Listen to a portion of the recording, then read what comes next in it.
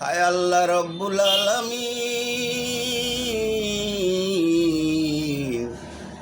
যেদিন আমি দুনিয়া থেকে চলে যাব রে আল্লাহ, ওদিন আমার জবানে কলমা জারি করে দিও রে মালিক। ও আল্লাহ, দুনিয়া থেকে টাকা পয়সা ধন সম্পত্তি কিছুই সাথে নিতে পারবো না রে আল্লাহ।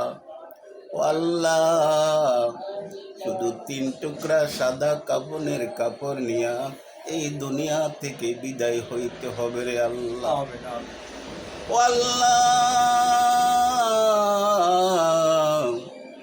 দুনিয়ার জমিনে আমাকে তুমি অসুস্থ অসহায় করে বানাইছো রে আল্লাহ। আজকে আমার ফ্যামিলিতে 5টা লোক অসুস্থ প্রতিবন্ধী, আমার ঘরে বৃদ্ধ বাবা মা। হায় আল্লাহ, আজকে একটা কর্ম করে খাইতাম, একটু হাতের কাজ করে খাইতাম রে আল্লাহ। এই সমাজের কিছু মানুষ আমাকে সেই সুযোগ করে দেয় না রে আল্লাহ। ও আল্লাহ, তুমি তোমার কুদরতি নজর দিয়ে একটু তাকাইয়া দেখো রে আল্লাহ, আমি কি অবস্থায় আছি, আমার ফ্যামিলিটা কেমন আছে রে মালিক। ও আল্লাহ, তুমি একটু শান্তি করে দাও, একটু শান্তি দিয়ে দাও রে আল্লাহ। ও আল্লাহ, তুমি তোমার রহমতের নজর দিয়ে আমার ফ্যামিলিতে একটু শান্তি দিয়ে দাও রে আল্লাহ। আল্লাহ, তুমি যদি শান্তি না দাও, আমি কার কাছে যাইব, কার দ্বারে যাইব রে আল্লাহ। যেই যুগে মানুষ গরিব দুঃখী অসহায় মানুষের কথা শুনে না রে আল্লাহ, ওই অসহায় মানুষগুলাকে সমাজের কিছু মানুষই মনে করে না রে আল্লাহ। রব্বুল আলামিন,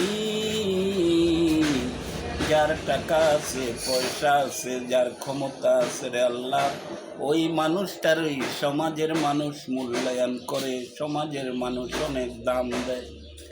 আর যার টাকা নাই পয়সা নাই, যে গরিব অসহায় অসুস্থ মানুষ রে আল্লাহ, ওই মানুষটার সাথে সমাজের মানুষ কথাও বলে না। মনে হয় যেন প্রতিবন্ধী হইয়া সমাজের বোঝা হয়ে গেছে। প্রতিবন্ধী হইলেই মনে হয় যেন অনেক অপরাধ করে পালাইছি রে আল্লাহ। রব্বুল আলামিন, তুমি যদি একটু শান্তি না দাও, পৃথিবীর কেউ শান্তি দেবে না রে আল্লাহ।